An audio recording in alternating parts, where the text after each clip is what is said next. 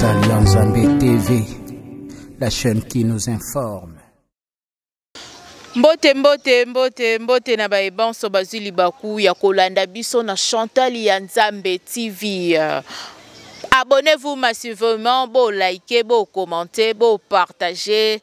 En tout cas, et ça la malonga makasi. Merci mingi na balanti nyonso obolandara biso tokotaka na etando ikena bino to senga ka permission te me botala biso et bo sepelaka na biso. En tout cas, merci mingi pona ba encouragement na bino, merci mingi pona ba conseil na bino oyo bo mesana ko pesa biso poto sela bino toujours musala ndenge elongo bani. Ezanga ya bino Samigra Amba, la Cléopâtre de la presse congolaise. Inta avec Samigra Amba, lisolo na Samigra Amba. Et lelo na yeto meka un peu ko solo la. Marambu oh nyonso s'est passé na toile. Oh nyonso s'est passé na mboka ya monsieur Google. En tout cas, na kopesa bambote na ngai na maman Chantal Yende Pumbu, la sublime, ma maman chérie, maman Chantal Yende Pumbu. Motema batu ya papa Joseph Kanda Petit. Toujours papa Joseph Kanda Petit. Bonne année les kiba no bazu ata ba secrété mais bambote na yo Charles Pumbu, le jeune millionnaire, mon boss, le lion de la tribu de Jida.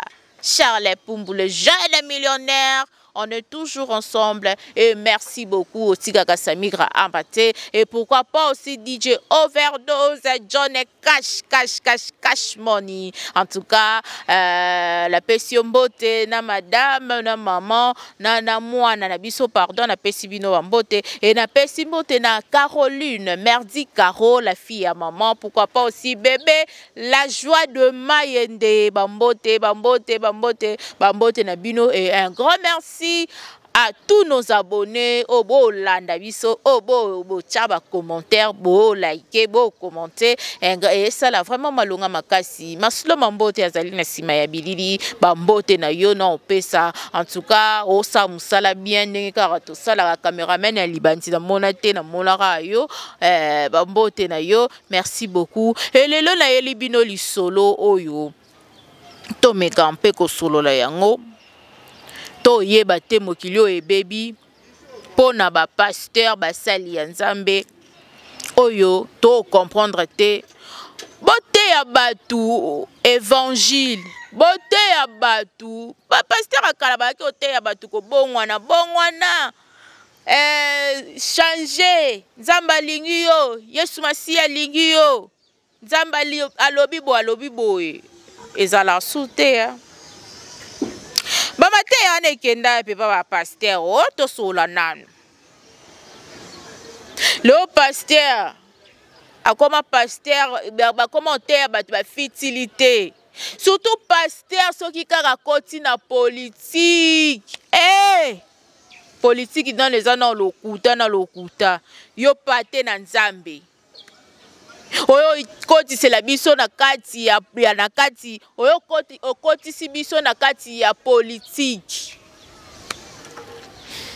Poto sala siko neti nini parce que politique ezana ngolo kuta politique ndezana il faut zala kaka politicien ko zala politicien yo za pasteur za pate ote ya batu po batu wana babongo la mitema to batu wana basala ndenge nini.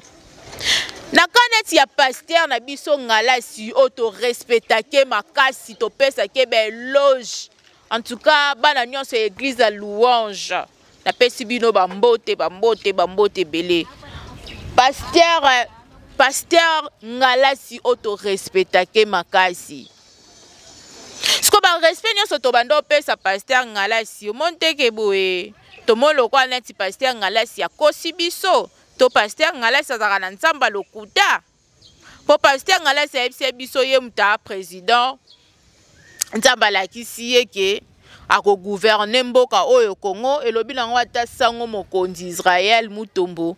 Yango ba Angelou nde balinga ba voter ye o to ndenge nini. Pourquoi mutu to batu ba pesa ko respect o ilingi no ka batu bando o bafoué non respect au peuple congolais pesa rayo batu ba respectera pasteur na biso ngala si o continue ka na buzo baka boyi. Car aboye kotino na buzoba ya politique. Oui, ce qui nzambe siko to loba neti boye ko sakana na nzambe o to nzambe mutalaki saki yo parce que son nzamba lakisi yo nzambe wana akosaka te. Et balobaka toute autorité vient de Dieu. Biso nyonso to moni ndenge peuple congolais est voté Faci Béton. Muta ko niko ya ko loba ke Faci Béton akosi na be élection azate. Biso nyonso mutu nyonso so tuni ko voter na voter numéro 20. O voter na voter numéro 20. Et sikoyo élection pe salami to moni pe président la biso réélu encore 2 fois. Double mandat. Faci Béton. Chilombo wetu. Mukwa Ntombolo. Président la biso Eli. Mobali batu ya maman Denise Nyakero Chilombo. Tshisekedi. Papa ya batu ya Fanny Chis. Siko pasteur ngala sitolo ba siko prophétie na yo. Échoué. Tonde po to mona biso déjà échoué. Papa président biso Faci Béton le 20 awa a prêté serment na ye. Siko boye ka ko troubler peuple de Dieu o tonde nini. Bosa mabe basali nzambe. Franchement bosa mabe makasi. Et nzambe penza ko anda te ko frapper bino moko a frapper bino parce que boye na mensonge na église. Boye na lokuta, boye na makiona, boye na bakisi na kati na église. Et kitoko te wana siko mutu moko be monzimi moko azalaki na konzima na ke so na kele pa pasteur ngala si ya kosambelela ngai mais oyo kokotisa no na buzoba na politique. Il fallait prophétie en pardon et se réaliser. Dete ngai to nzima kosambela nzambe ya solo. Botika kosa bana na nzambe. Botika kosa batu, c'est pas bien eza kitoko te. Bote ya batu repentance, batu ba bongo la mitema. Mate ya ko bongo la mitema ya repentance eza soute.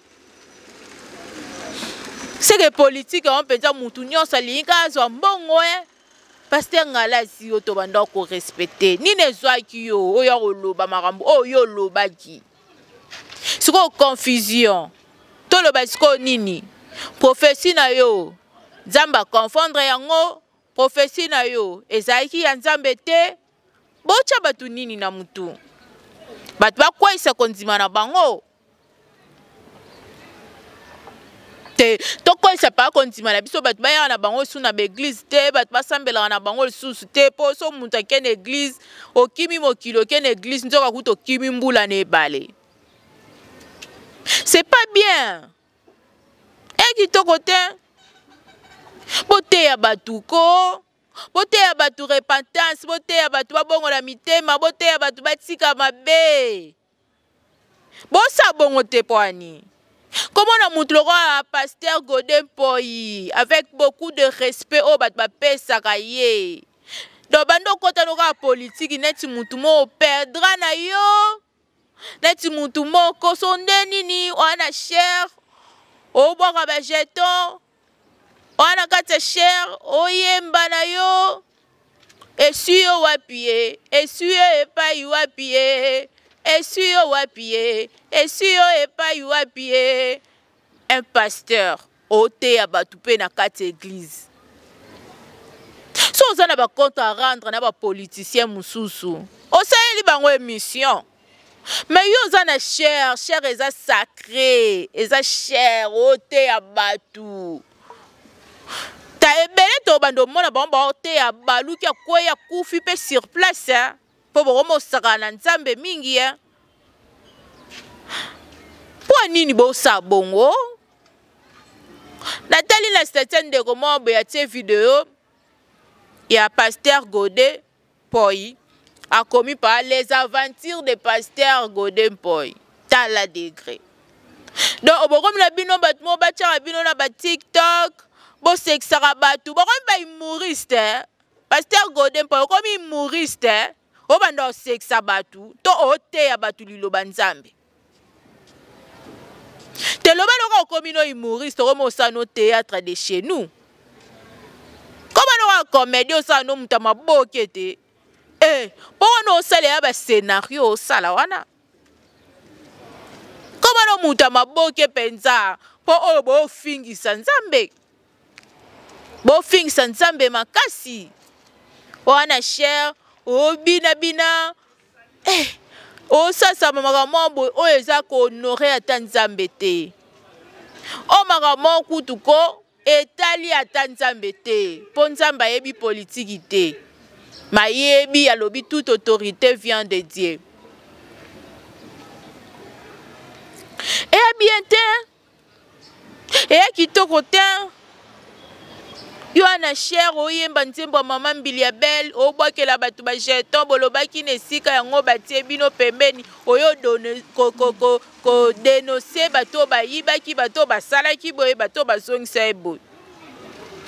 Yo poza politique yo lingo lobake yo yibate. Botika bato ba fanda ko.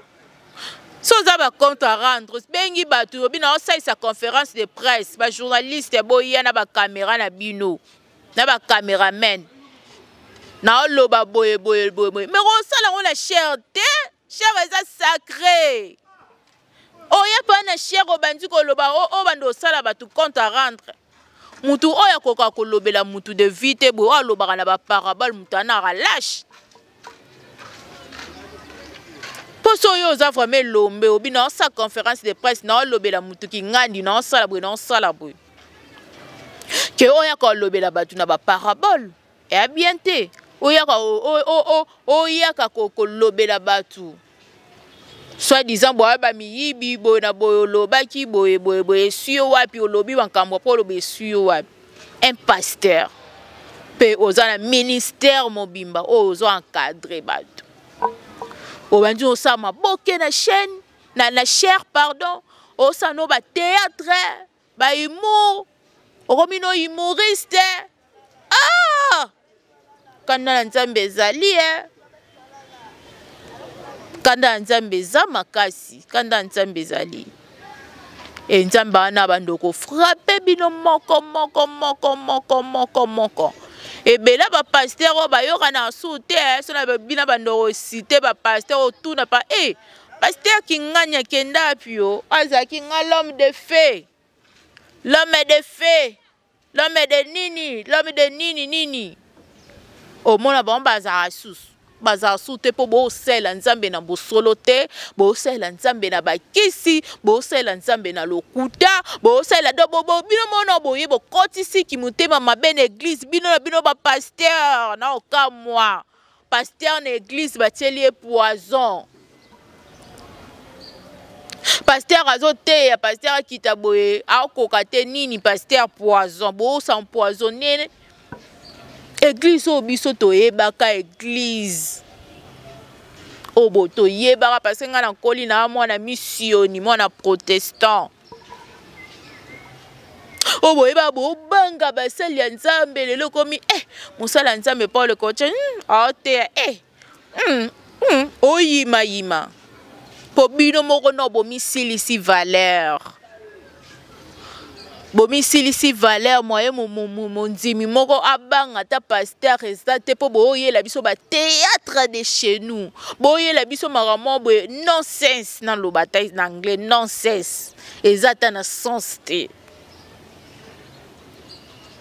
donc bokomi na bino otala bino ba intérêt na bino ya pate ya nzambi ya ba pate te botala bino ka ba intérêt na bino mo ba intérêt matériel kilo koso ba pasteur ba lo koso yo ba zo envier ba poste nzaba benga ki yo po okota politique bokota politique pona miyibi pona lo koso esa bino bongo ba posa mbongo bote ya batu liloba ya nzambe bote ya batu repentance no cesse koloba yango te bote ya batu ba bongo la mitema botiko c'est la biso théâtre botiko c'est la biso théâtre et ça bien te pasteur azaka mutu moko tongo oyo ka pasteur oyo ka mpifo oyo ka pena oui mosali ya nzambe obanga mais pasteur alelo eza ngo susu teke pasteur akala ni nango kilelo kaka na ba pasteur pe ka kilelo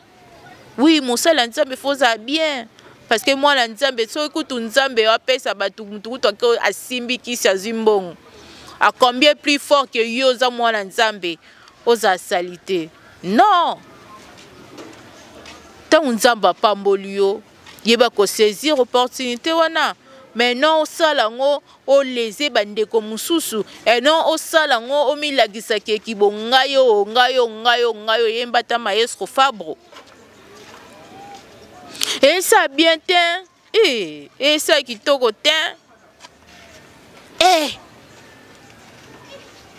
mawa nga koma oyoka pa mawa makasi sona komotala ba pasteur alelo e mawa boyela biso liloba nzambe na cher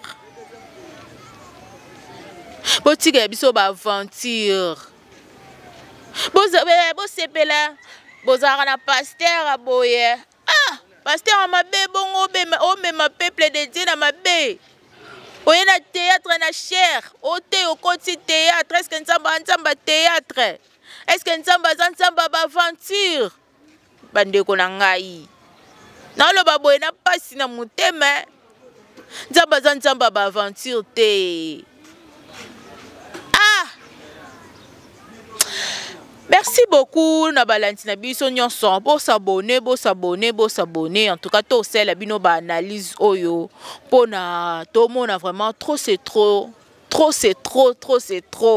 sika tato belela ba biso moni ndoki belela to ganga to loba.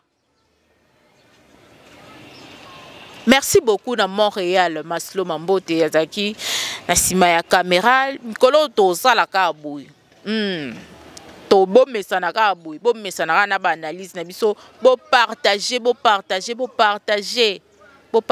et ça bien makasi. Et un grand merci à maman Chantal Yende Pumbu, maman ya bana, maman na biso tolinga mingi. En tout cas, merci na balantina biso bozu biso na etandoike. Tika ete Yesu Masia soka zongi te tokomona na mbala ya sima kimia ezala o mabota ya bino ezala kinga ya bino Samigra Amba, la Cléopâtre de la presse congolaise. Restez branchés, connectés sur Chantal Nzambe bokozanga vidéo mon côté et marambu ya bien penza ezali awa kimia ezala mabota ya bino. Merci beaucoup. Chantal Nzambe TV, la chaîne qui nous informe.